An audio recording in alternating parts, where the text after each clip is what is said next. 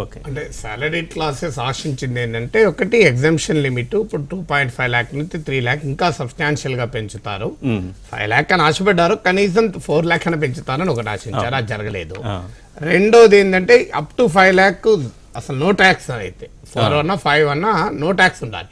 దాన్ని ఇప్పుడు 5% తగ్గించారు. తగ్గించడం ఓకే, కానీ అసలు ఆశించిన దానికి దీనికి ఉన్న తేడా చెప్తాను నేను.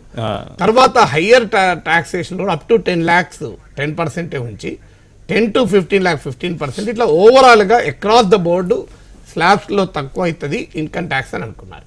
కానీ ఇందులో ఆ పెద్ద చేంజ్ ఏమీ లేదు. వాస్తవంగా వచ్చింది ఏంటంటే 5 lakh లోపల ఉన్న, అది కూడా 3 lakh లోపల ఉన్న వాళ్ళకి. ఇంకోటి ఏం ఆశించారంటే ఇప్పుడు ఎఫోర్డబుల్ హౌసింగ్ సెక్టార్, ఇప్పుడు రియల్ ఎస్టేట్ ప్రైసెస్ తగ్గుతున్నాయి. ఈ టైంలో ఇల్లు కొనడానికి అవకాశం ఉంది. బ్యాంకుల దగ్గర బోలెడన్ని డిపాజిట్లు ఉన్నాయి. ఆడ రియల్ ఎస్టేట్ రంగం ఆ క్యాష్ డ్రివెన్ సెక్టార్ కనుక ఈ క్యాష్ ట్రాన్సాక్షన్ తగ్గడం వల్ల రియల్ ఎస్టేట్ సెక్టార్ బాగా కుదేలు అన్నది, దెబ్బతిన్నది. రియల్ ఎస్టేట్ సెక్టార్ దెబ్బతిన్నది, ఇల్లు కావాల్సిన వాళ్ళు జనం ఉన్నారు, బ్యాంకుల దగ్గర డబ్బులు ఉన్నాయి. ఈ మూడింటిని లింకప్ చేస్తే ఏమవుతుందంటే ఎఫోర్డబుల్ హౌజెస్కు లోన్స్ పెరగాలి. లోన్స్ పెరగాలన్నప్పుడు ఇంట్రెస్ట్ పైన ఇచ్చేటువంటి ట్యాక్స్ రిబేట్ ఇప్పుడున్న దానికన్నా 2 lakhs కన్నా ఇంకా పెంచుతారని ఆశించారు, అది పెరగలేదు.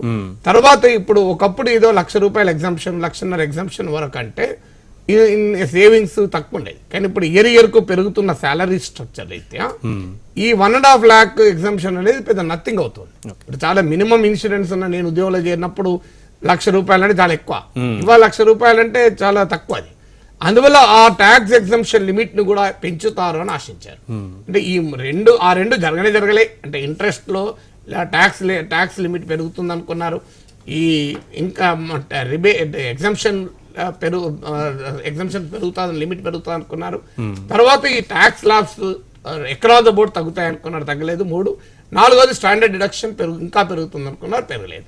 అందువల్ల ఈ 4 అంశాల్లో కూడా వేతన జీవులు డెఫినెట్గా ఈ బడ్జెట్ నిరాశపరిచింది. అంటే పెంచిన ఆశలకు, అంటే ఫైనాన్స్ మినిస్టరే ఎక్నాలెడ్జ్ చేసిన ఆశలకు ఆయన బడ్జెట్ స్పీచ్ లోనే ఎక్నాలెడ్జ్ చేశారు.